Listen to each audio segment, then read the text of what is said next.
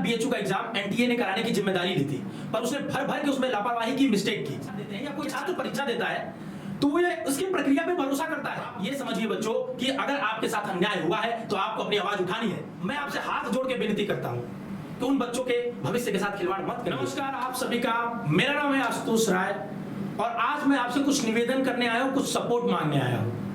आपको जैसा कि पता होगा इस साल बीएचयू का एग्जाम एनटीए ने कराने की जिम्मेदारी ली थी, पर उसने भर भर के उसमें लापरवाही की, मिस्टेक की। क्या छात्र खिलौना है आपके लिए? आप छात्रों के भविष्य के साथ खेलेंगे? आप उनके मस्तिष्क के ऊपर जब मन करेगा दबाव डालेंगे? आपको समझ नहीं आता 12वीं के छात्र कैसे होते हैं?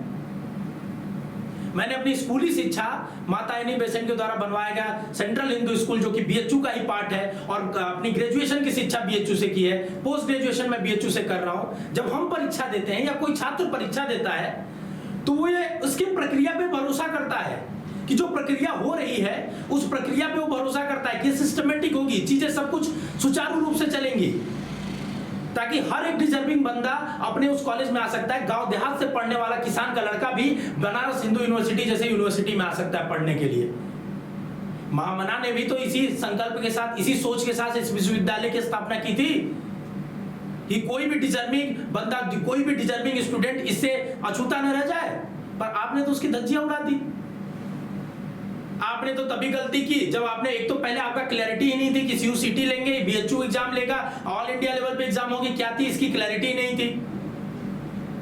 मैं आपको ये अच्छे से इसलिए बता पा रहा हूं क्योंकि मैं पिछले 4-5 सालों से एक शिक्षक की भूमिका में हूं और 15-16 सालों से मैं एक छात्र की भूमिका में हूं। छात्रों के ऊपर क्या दबाव होता है परीक्षा के दौरान और परीक्षा के समय, और शिक्षकों की क्या भूमिका होती है, उनके ऊपर क्या प्रेशर फील होता है कि वो उनके बच्चे क्या अच्छा फील करे, ये दोनों चीज को मैं समझता हूं। इसलिए मैं आपसे ये बात कहने आया हूं। तो मैं अपने सभी अग्रज, अनुजों, सहपाठियों और छात्रों से निवेदन करता हूं कि आज उन बहरों के कानों में आप आवाज पहुंचाइए अपनी, क्योंकि आपको अपने लिए लड़ना है। आज अपनी आवाज वहां तक पहुंचानी है आपको। ना ये एग्जाम लेते हैं तो उसका पैटर्न डिसाइड करते हैं, ना ये मॉक टेस्ट देते हैं कि ऐसी इस पैटर्न पे एग्जाम आएगा। अरे इंडिया के बड़े से बड़े एग्जाम, यूपीएससी, जेईई एडवांस, छोटे से छोटे एग्जाम जो असम के स्टेट के होते हैं ना, नौकरी के एग्जाम, वो भी अपना रिलीज करते हैं नोटिफिकेशन, उसमें बताते हैं क्या पैटर्न होगा, क्या सिलेबस। आपका तो जब मन किया तुगलकी फरमान दिया, ये करेंगे वो करेंगे।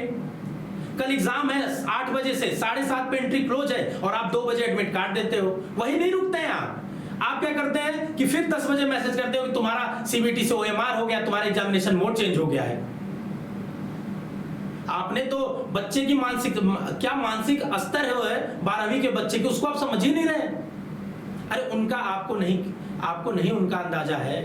आपके भी तो बच्चे होंगे, कभी उनकी शक्लें देखा करिए।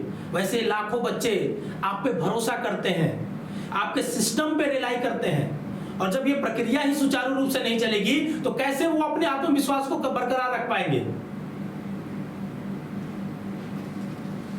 आप ये समझिए बच्चों कि अगर आपके साथ अन्याय हुआ है तो आपको अपनी आवाज उठानी है। और मैं अपने सभी सहपाठियों से, अग्रजों, अनुजों से निवेदन करता हूं कि आप लोग आइए और इस मुहिम में हमारा साथ दीजिए। ट्विटर पे उन बहरों के कानों में आवाज को ला पहुंचाइए।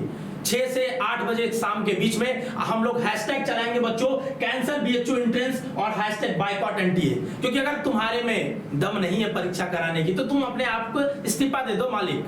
पहले हमारी परीक्षाएं सुचारू रूप से होती थी, अब भी हो जाएंगी। छात्रों का कुछ स्तर, कुछ नंबर्स बढ़ा है, पर हमें उस प्रक्रिया पे भरोसा था जो पहले होती थी। मैं बीएचयू के कंट्रोलर ऑफिस में गया बात करने के लिए कि सर आपके एनटीए ऐसे ऐसे कर रही है, सर कल एग्जाम है, आप 10 घंटे पहले एडमिट कार्ड दे रहे, 400 किलोमीटर दूर बच्चा कैसे जाएगा? वो कहते हैं हमारे हाथ में खुद ही नहीं है, हमारा एनटीए फोन नहीं उठाता। आपको, मेरे पास रिकॉर्डिंग है, मैं उसको डाल दूंगा। वो कहते हैं कि हमारा एनटीए खुद फोन नहीं उठाता है। तो आपको अगर लगता है कि बच्चे कुछ नहीं कर सकते तो आप इस गलतफहमी में हैं, क्योंकि बड़ा से बड़ा आंदोलन इंडिया में जब भी हुआ है छात्रों की उसमें बहुत बड़ी भूमिका रही है। तो इस चीज को आप भूल जाइए कि आप सर्वोपरि हैं तो हमेशा रहेंगे। अगर आपसे गलती हुई है तो उसे स्वीकार करिए। रावण ने भी मरते वक्त अपनी गलती स्वीकार की थी। आपको तो हम अच्छा मानते हैं, तो मैं आपसे हाथ जोड़ के विनती करता हूं कि उन बच्चों के भविष्य के साथ खिलवाड़ मत करिए। मैं एक छात्र के नाते, एक शिक्षक के नाते, एक गार्जियन के नाते, भाई के नाते मैं आपसे करता हूं रिक्वेस्ट कि उन बच्चों के भविष्य के साथ खिलवाड़ मत करिए। साल भर जो बच्चे ड्रॉप कर रहे हैं, 12वीं के बाद 1 साल का ड्रॉप लिया उन्होंने, क्यों? क्योंकि वो एक अच्छे यूनिवर्सिटी में पढ़ पाएंगे, अपने परिवार के आगे ले जाएंगे, अपने परिवार को पढ़ाई के दम पे आगे ले जाएंगे। आपने तो वही उनके पर काट दिए, पढ़ने का मौका ही नहीं दिया। अरे आप उस जांच का स्तर तो सही करिए।